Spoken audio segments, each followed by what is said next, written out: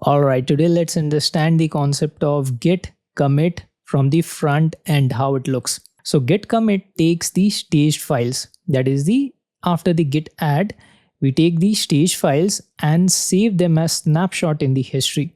How do we do it? We have after we have done either uploading or editing, just like here we have edited a file, right?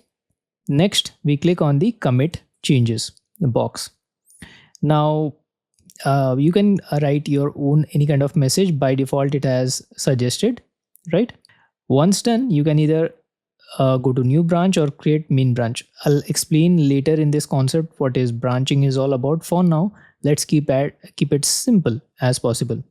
So when we commit using the command, we write one message. So this is the message, right? Git commit -m, then the message, whatever we put is this one. Now let's click on commit changes. So as soon as I've hit the commit changes, GitHub records this snapshot exactly what git commit does. So I hope you got the concept of git commit. Let's meet in our next lecture.